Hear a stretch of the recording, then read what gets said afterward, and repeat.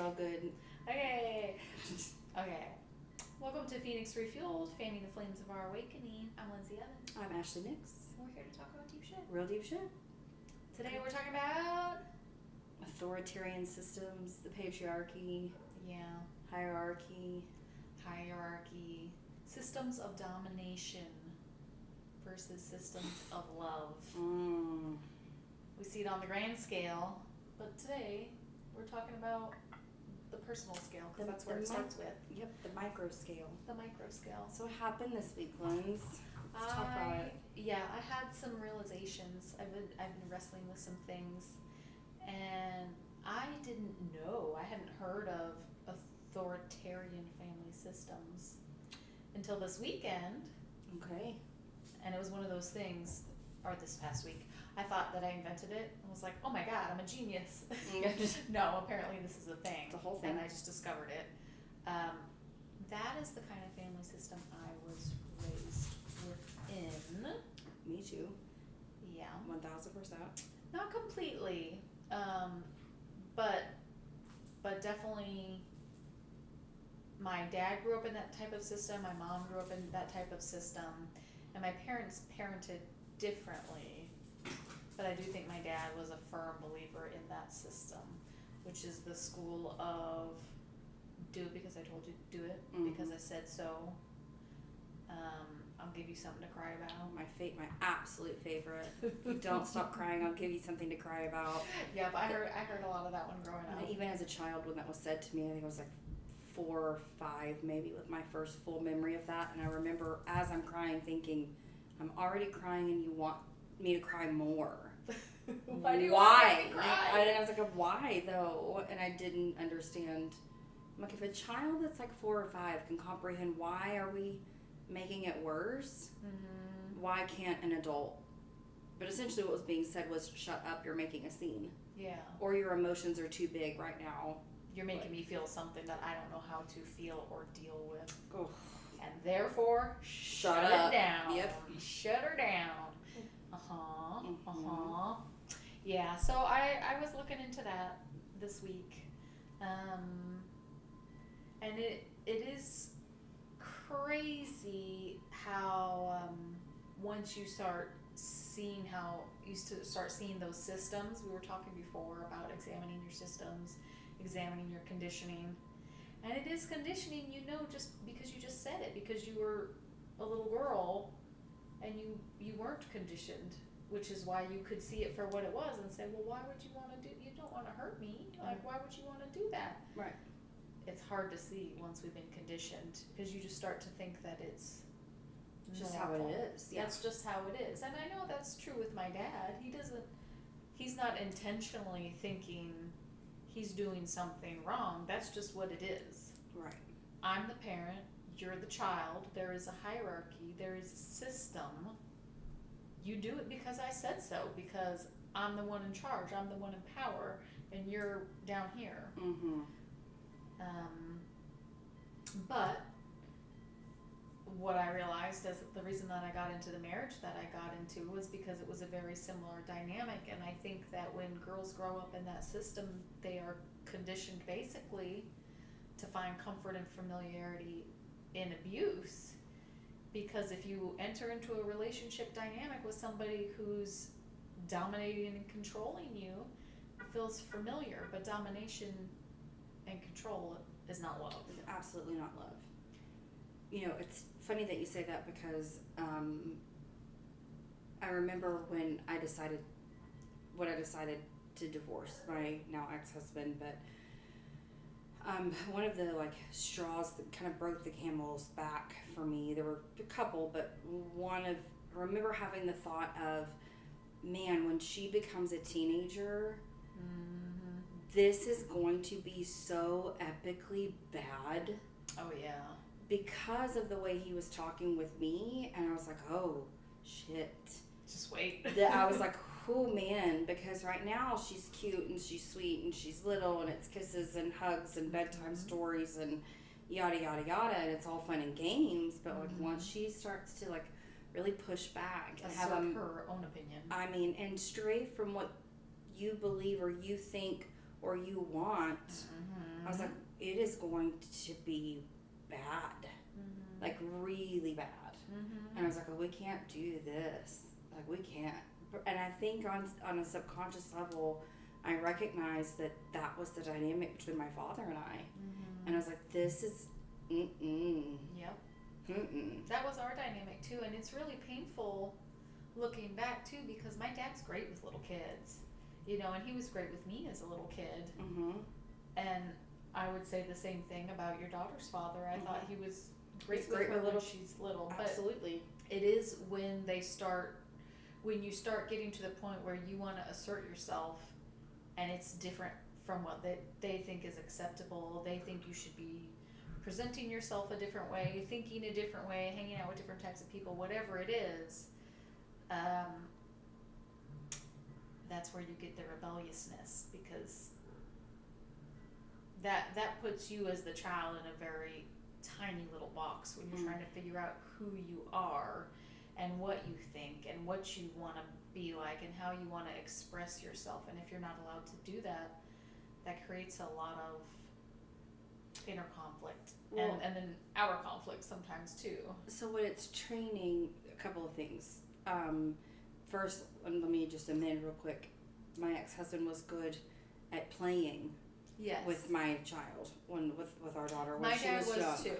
But my mom did all the heavy labor. I was like, let's be when boundaries were set, when structures as far as like bedtime and like consistency and like nutrition, like that was all me. Yep. Which is why it still absolutely is all me. That's true. Doing that. So and that also breeds an inherent level of like her not trusting what he's saying now.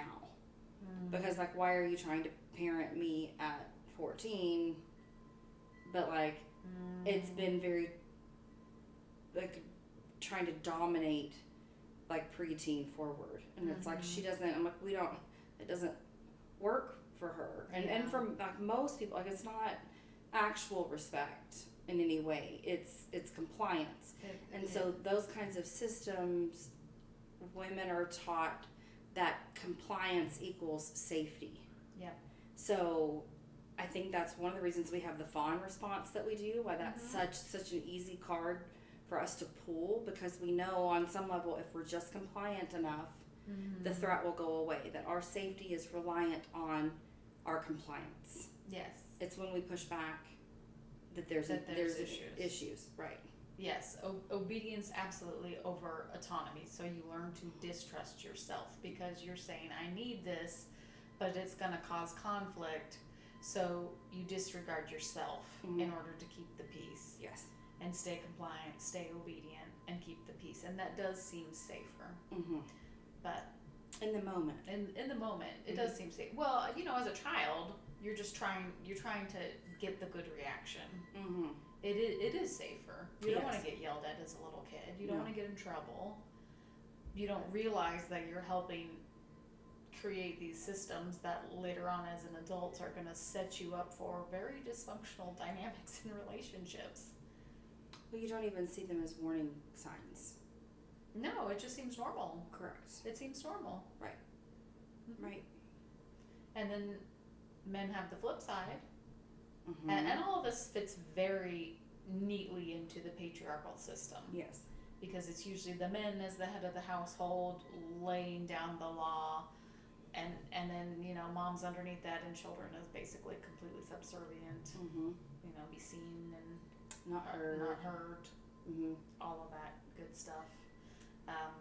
That doesn't allow you to be a full human being. No. So it fits into the patriarchy really well. And then men kind of grow up thinking that their safety comes from their power and dominating everybody else. So then they become abusive. Because inherently their word is the end all be all. Well, if there's a hierarchy and it's all clear on a subconscious level who's at the top and who's at the bottom, and you know that you're going to be at the top, then the only way to stay safe is to stay at the top. But it's very insecure. Because it's not built on real respect. It's not built on real love, which requires vulnerability and closeness and letting the other person in, and you know, a back and forth. It creates that separateness, and the moment you start having separateness with yourself and the people that you love, yeah, it gets really hard. Well, you're losing any sort of connection. And how do you maintain good relationships like that? Well, you can't. They're You not can't. real relationships. It's not real connection. It's not. I mean, everything that we've been talking about as far as like getting in your body, getting clarity with yourself, learning how to trust yourself. If you're in that system, you just have to rework all of everything that you were conditioned to think. Because you spent years and years learning to not trust yourself. Right. Learning to pay attention to the external, not the internal. And it's painful. It's painful. For my part, I had a question, and so I text my father to ask a question, and it was something that was incredibly sensitive, and it was about, I mean, it was essentially asking my father if he financially helped fund and or support a situation where, like, it essentially would have been him siding with my ex-husband, right? And so I asked it through text, so hopefully tone was just flat, neutral, Yeah. just so that, like, there was no tiny inflection in my tone, no like, just, this is the question, essentially thinking, I'm asking because, like, I just need a yes or no, because I caught myself pre-spiral. I was like, I'm about to spiral out and fill in my own answer, and, like, before we do that, we're going to ask a question, and I'm just going to get an answer. I just need a yes or a no.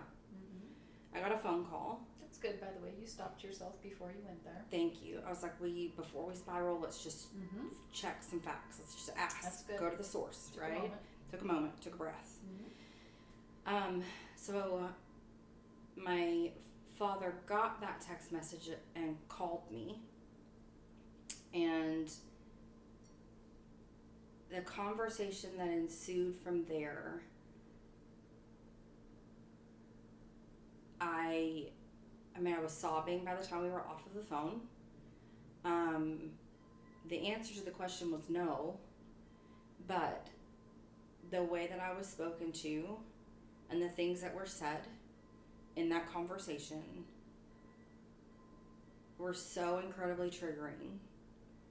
And I left after we got off the phone. I was like, this is exactly how my ex-husband talked to me. And it was a moment where, like, that connection was made, and I somehow thought that I, in some ways, did not marry my father, you know? And I was like, no, but I did. And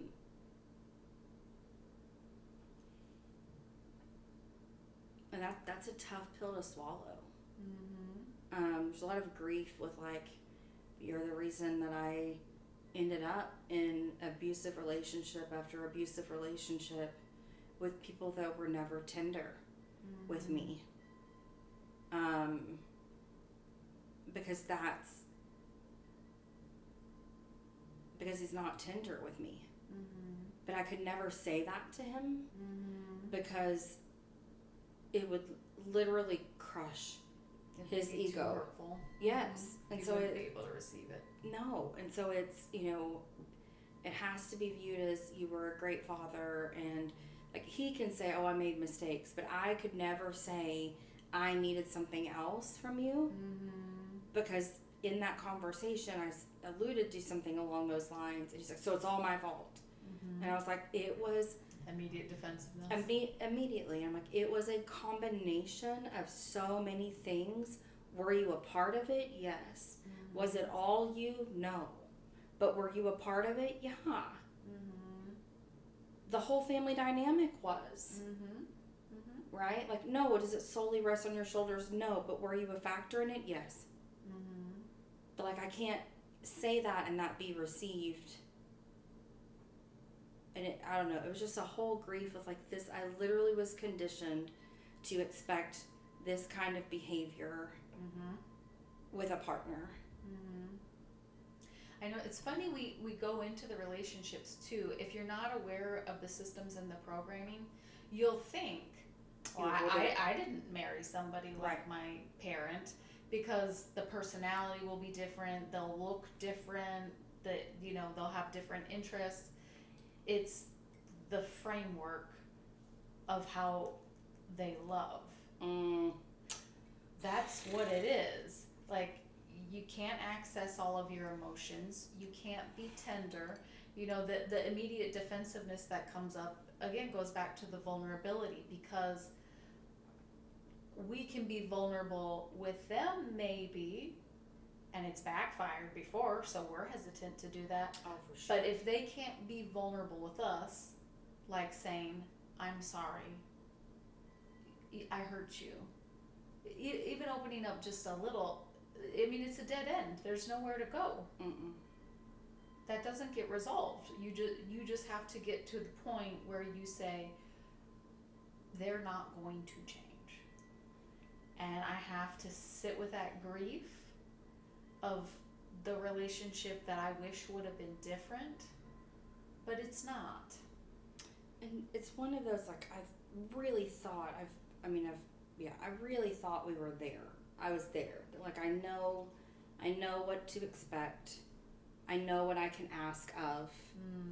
Right? Like, I've adjusted my expectations, which has then in turn given everyone freedom. Right? Because, like, the pressure's off of anyone else for them to meet this, what I feel like that role should be, what I wanted that role to be in my life. I kind of let them off the hook for it, right? And not just my father, like so many other people, adults in my life, my mother, my grandmother, like so many people, right? Just accept them for who they are, how they are, where they are. Everyone's hurting in their own way, right? And so can I hold compassion for that? Sure, absolutely. I can, because no one set out to intentionally hurt. We're just going based on systems and programming, right? And so that they were also conditioned into. We're inheriting all of their early childhood trauma. Absolutely. This is how it's done, right? And then when this came up, I was like, I literally don't know. I mean, he's reached out at this point twice, and I haven't responded other than, like, I sent you the money that I needed to send you. And I have nothing else to say at this point. Yeah. Because I don't know. I will no longer be complicit in the systems that have oppressed me my entire life and have oppressed my daughter and oppressed so many women, not to mention women of color. My God, like I can't be complicit in that. So I don't really know where to go from here, and other than just I'm gonna sit with it until I'm ready. Yeah. To figure that out.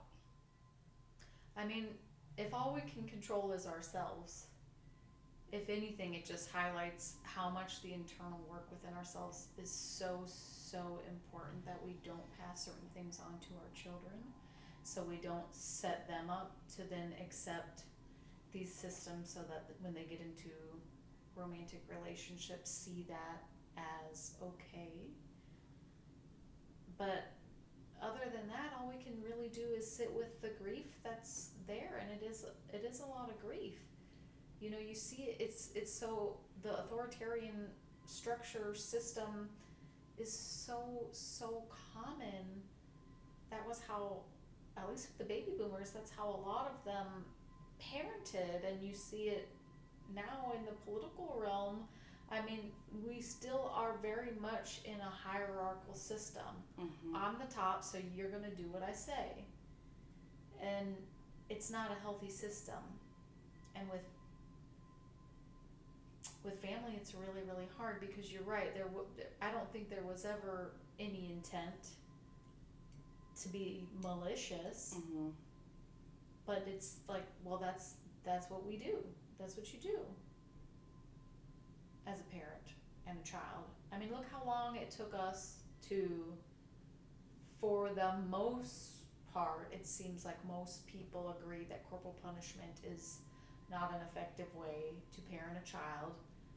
But all of our parents, Oh, I mean, and then the generations before them, I mean, people just used to beat their kids, and not only did they think that beating their children that's what you have to do, but it's good for them. It's good for them. That's what you do. That's how you keep them in line. I know. I mean, there's still people that beat their children, but it's come a long way. And beat and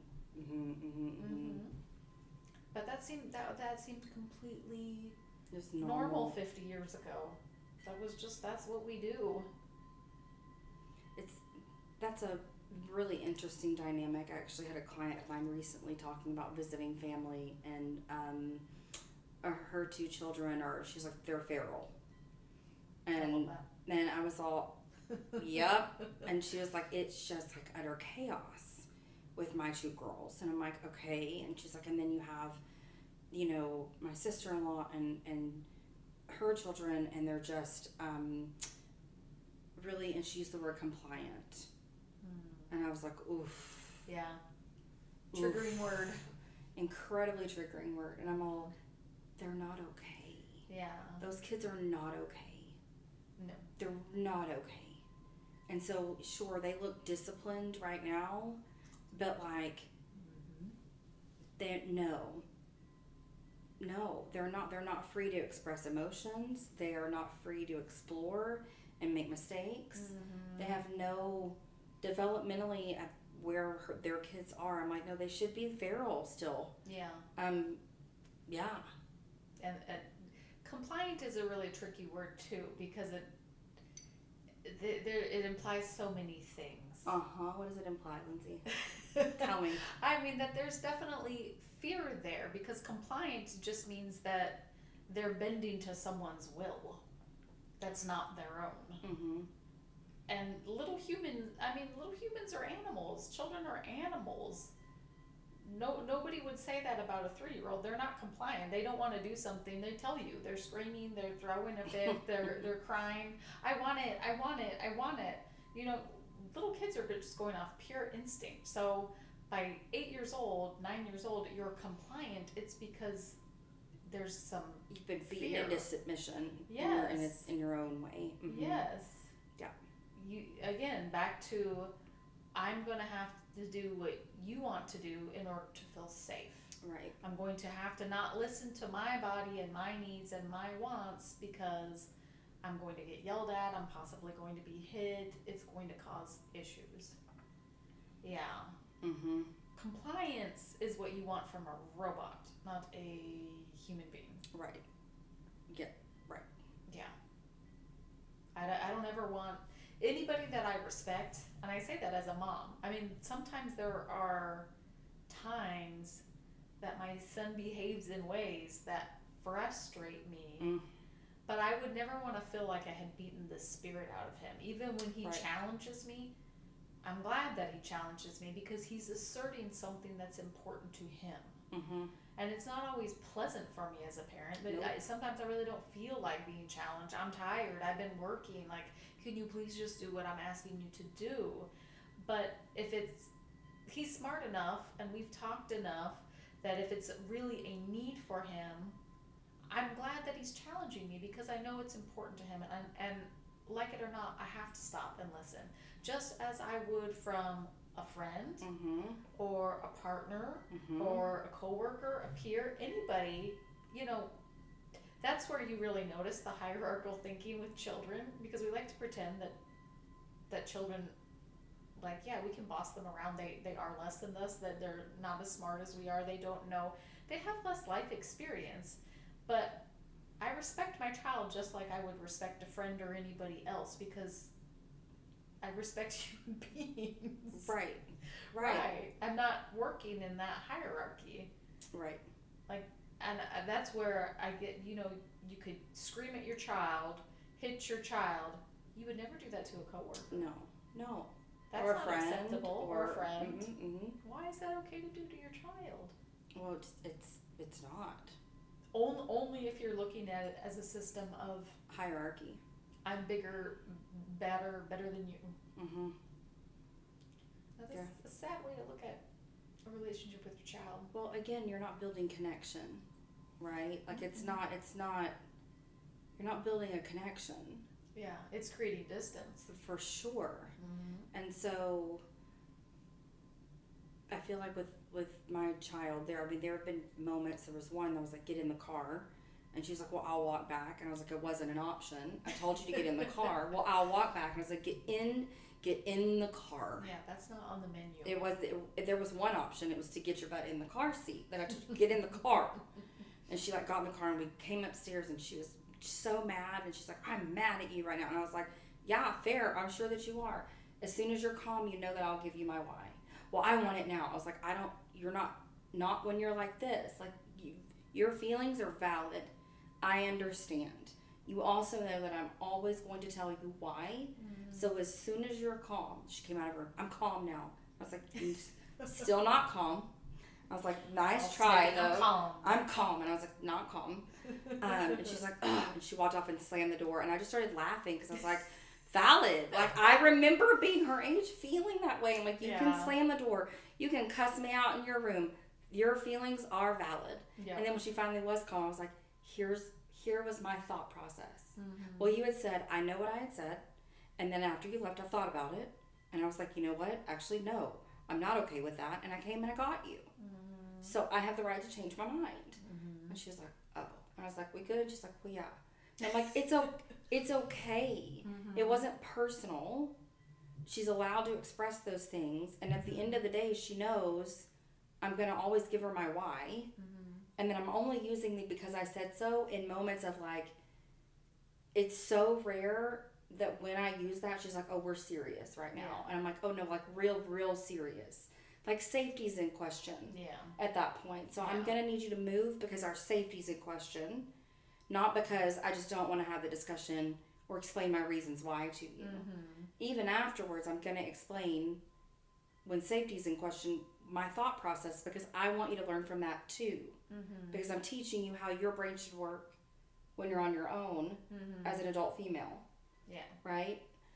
But like you have to be able to sit with being questioned. Yeah. And they see when you do that, I mean they can tell if they're used to you doing that, oh, my parent is telling me this for a reason. Kids can see the difference. They're not dumb. They know you have a reason and you've thought about or why you're saying what you're saying versus because I said so, which is just a power trip. A power trip, right? Like, well, why? Because I said so. Yeah. Do it. Yeah. Period. That nobody likes that. No person likes that. Everybody's an autonomous being. I mean, kids do have to have rules for their safety. There are reasons why we do things. And, you know, you can't just give your kids carte blanche that's a different type of neglect. That's permissive parenting. That's permissive parenting. That's not better either. But we're in a role. We're the parent. They're the child. You have to do what you have to do as a parent. And then you also have to be willing to be questioned because that's their job as a child. That's their role as a child. And sometimes they're going to act as a child and all you can do is laugh and go, wow, you're really doing it. Right. You're really being a child. You're really playing that role. Good for you. Nailing it. I say something to her that really makes her mad. I say, developmentally, you were right on track. And she's like, what does that even mean? And I was like, developmentally, you're right where you're supposed to be. The age that you are doing all of the things that you were supposed to be doing. You were good job. And she's like, ugh. I'm like, okay. I'll see you later. I'm not developmentally anything. I'm me. I'm a unique individual. Quite has literally nothing to do with that. Right. Quite literally textbook teenager. Love. But so yeah, the systems, you know, and you made the connection with our political climate currently and like where we're at. right? Yeah, I think there are a lot of people who were raised in authoritarian top-down religions, Mm-hmm. people who were raised in authoritarian top-down family systems, and culturally we have that same type of structure, and it's really apparent now where you see, again, like, you can't hold certain people accountable because it's I said so, and you can't question me on that, or it's immediate defensiveness. Do as I say and not as I do. I'm the one in charge. The end. I mean, you can see how it ripples out. Sometimes it doesn't feel like this internal work is so important, but how you are affects everybody in your system and everybody in their system, and it ripples out. And now we have a whole country where I'm like, yeah, you and me, America, we're both dealing with our father's inherited bullshit. Great. Love this for us. Love this for us. But, that's true. That's true. And it is sad because just like within family systems, it causes separation, it causes distance. Where there should be love, there is lack of safety, there is mistrust, there is confusion. Where there should be vulnerability, you're having to defend yourselves. You're having to fight. It's sad. Things could be different. But that's not what is happening.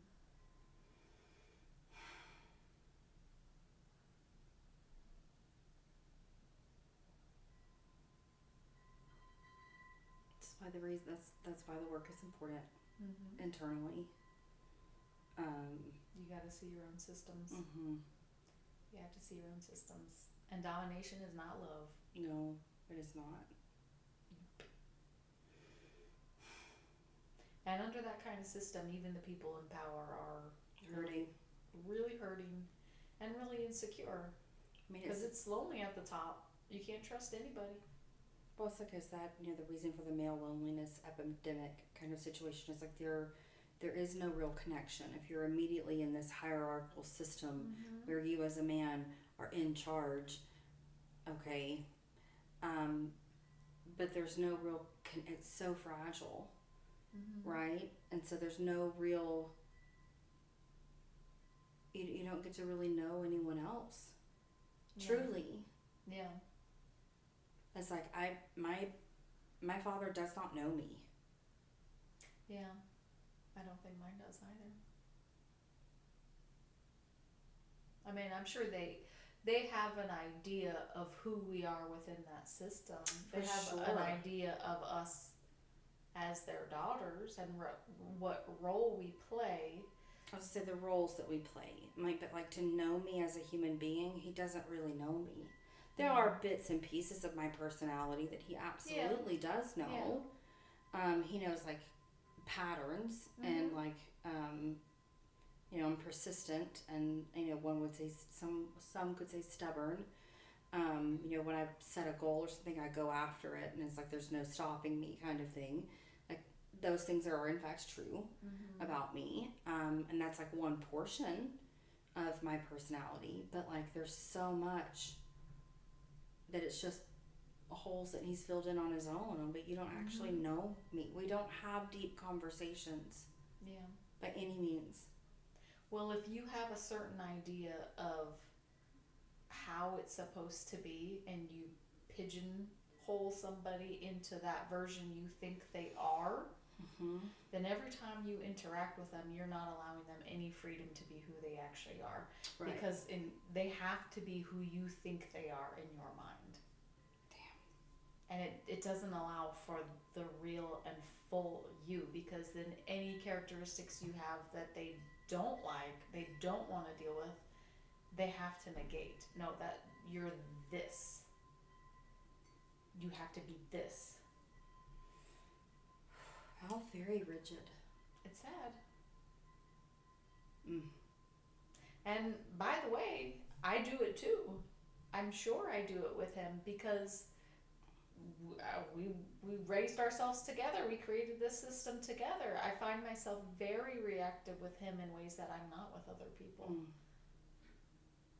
Like, you know, what's the joke? Like, you know exactly what buttons to push because you programmed the system.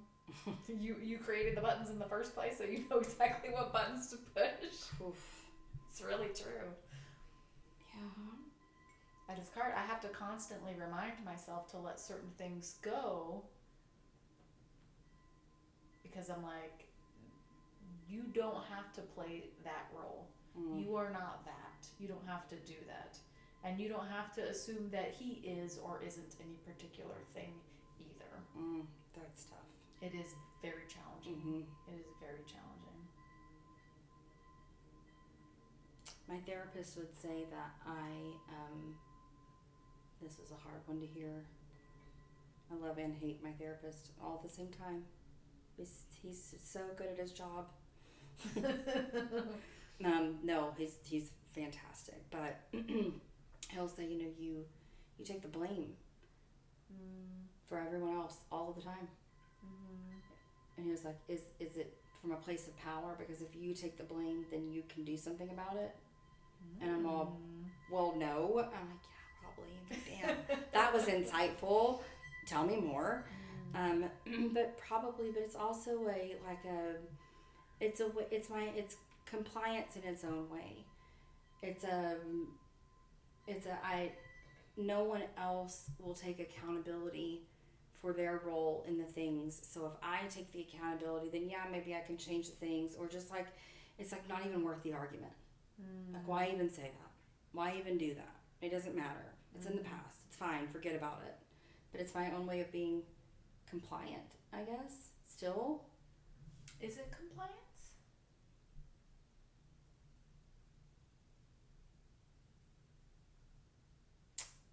Is it avoiding pain? Which isn't that what compliance is though? It's like you go along as to avoid pain, upset, disrupt in the system. That's what compliance is. So I'll do what you say. I'll go along with the story. I'll do what you say as to not upset you. Yeah. Because either it's safety or I just don't want to deal with how you're going to react. Yeah. And you do get, I found that in my marriage, you do end up letting a lot of stuff go out of just that. Like, I only can fight so much. Yeah, I don't want to deal with it. As everything would be a fight otherwise. Yeah. And I just can't fight every single battle. Yep. It comes to a point where you're choosing your energy. Like, I can't fight this fight too. Right.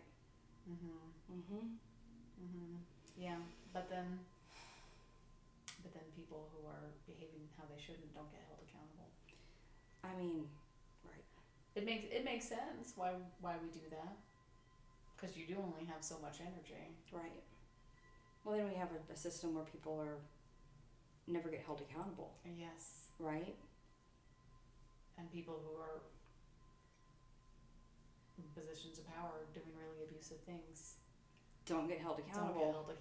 Which is, hello, where we are. Right. Yep. So it's all tied together. It's all tied together. So what a beautiful insight. Funny that we're all dealing with our daddy issues. Better now than never. I mean, you know, we have to at some point. I think this is maybe a luxury as white women. We've gotten as far as we've gotten without having to deal with it. That's a whole other topic. That is a whole other ball of wax. Oh my Lord. I mean, at least as far as like the grand picture, yeah. But on a personal level, you got to deal with it at some point if you want to get real. If you want to decolonize your mind, if you want to change the systems, if you want to show up in the world with coherence and integrity, you got to start doing that work. Yeah, you have to start challenging the systems from which you operate, right? and like asking questions and getting curious about why it is that way, and how do I benefit from it, and how am I harmed by it. Yeah. Right. So for white women, it's that proximity to power, but it's like you're actually not safe. No. And that's the part that I'm like, I don't understand. You're not actually safe. Or in power in any way. No. Yeah. But within our own family systems, yeah, there's no love with domination. Mm-mm. And if that's the system in which you learn love, you have to unlearn it. Yeah. You have to unlearn it so you can love yourself. To love anybody else. That's true. 100% true. Yeah. Yay. We're doing good work. Yeah, I'm so proud of me. I'm so proud of you. Oliver's proud of us too. Look at that sweet baby kid. He has no daddy issues. Well, he has no daddy. That's true. So the no issues.